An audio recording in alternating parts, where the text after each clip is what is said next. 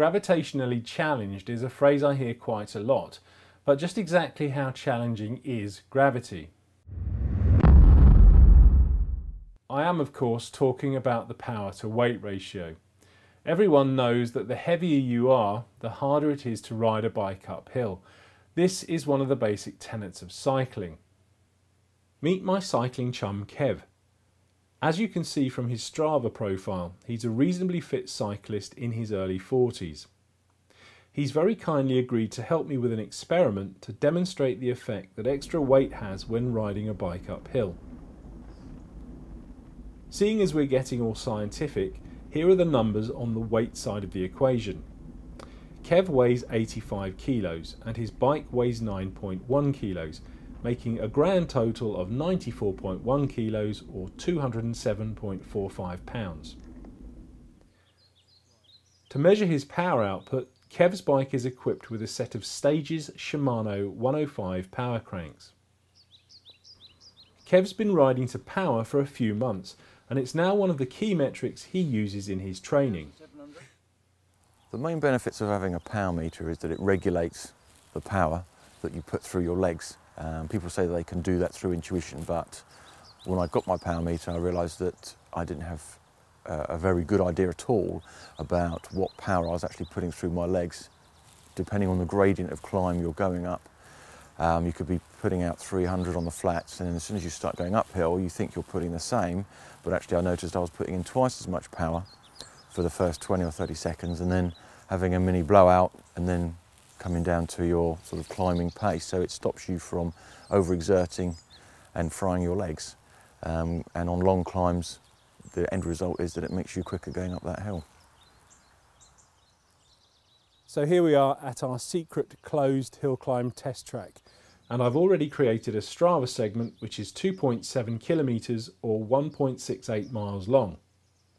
As you can see from the profile, it ascends for 96 metres with an average gradient of 4%. Kev will ride this course 3 times.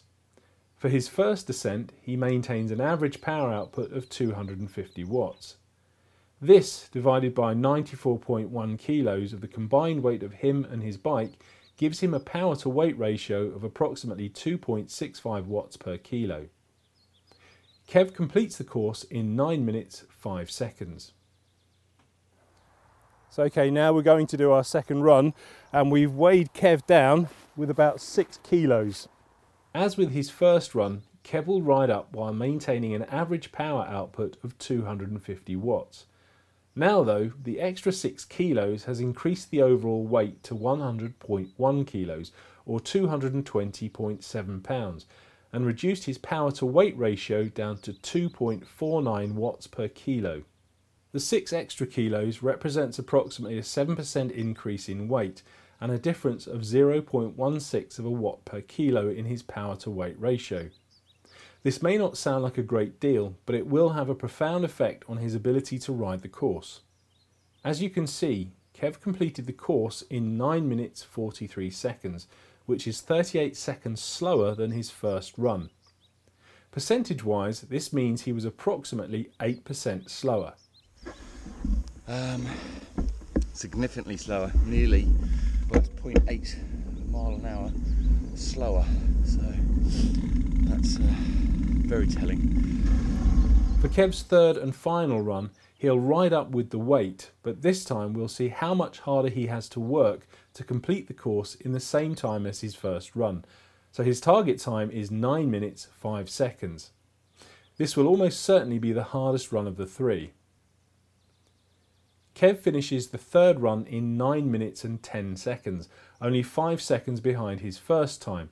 But in order to achieve this, he had to ride with an average power output of 272 watts, which is 22 watts more than the first ascent. Interestingly, this also represents an increase of about 8% in power.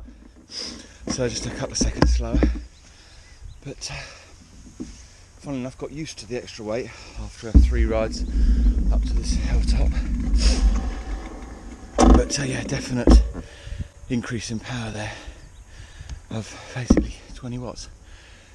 Based on these results, there appears to be a very direct relationship between the amount of extra weight added versus the extra time taken and the extra power to compensate.